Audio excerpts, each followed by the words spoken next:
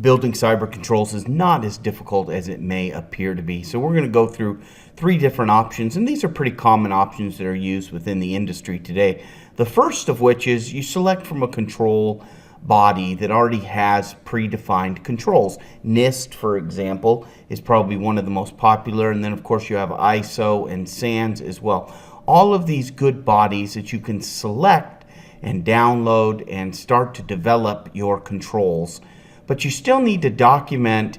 These are only going to give you the control description and maybe some suggested implementation language, but you're still going to need to have the controls and modify the implementation language to meet the needs of your environment. And this is really where option 2 comes in.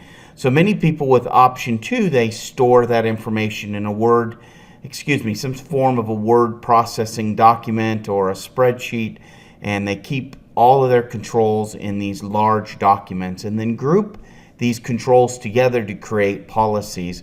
And although this is functional and commonly used within the industry, it is certainly has many challenges to it, which we're going to go over here on some of the best practices to implement. But this certainly is option number 2. And then there's option number 3, which you can use an automated application to do this. This application happens to endorse BAP and illustrate BAP as the product to use. But here you select from 2,500 plus pre-configured controls. It's already done for you. You just have to go in there, modify the language that you feel like modifying, and you are done with the control. So whatever works for your environment, you really should probably think about one of these 3 options. So what are some of the key things to remember here on building your cyber controls for your environment? First of all, the controls that you build must be easily inherited between cyber policies.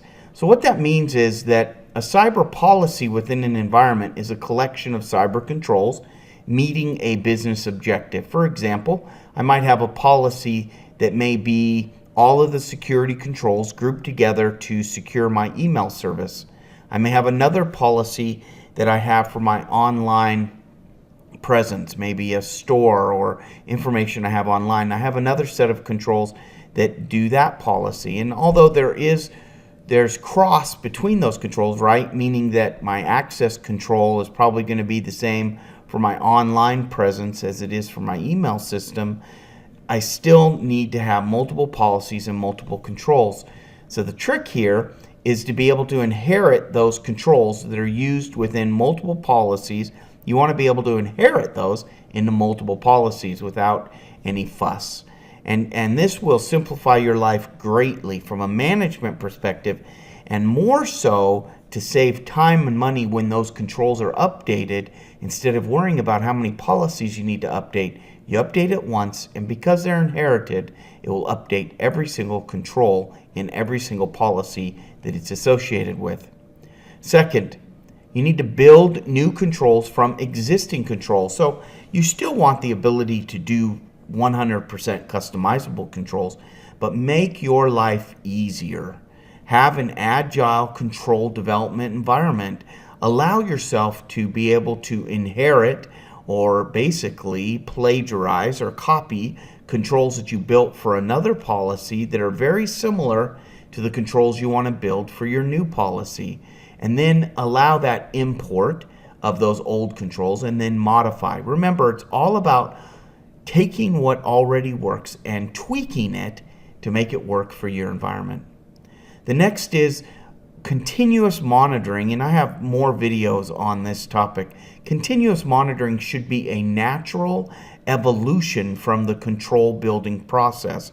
You should build your controls, build your policies, and then add real-time threat protection or continuous monitoring. It should be a natural evolution. Continuous monitoring should not be, let's rebuild everything or only continually monitor certain components in our environment. If you're using the right applications and the right software, you can have accountability built right into that control so that anytime you can know the control health and the viability of that control. And certainly last but not least, find a system and solution that offers you pre-configured controls and policies that still allows you to customize, but allows for rapid integration and immediate results right out of the gate. You should not have to wait for months or a year before all of your controls have been established. There are software programs like BAP that allow you to pre-configure these controls, have them into policies, and use BAP's Jumpstart program to get you going within hours, showing you over 50% visibility of your events without even touching anything in your environment.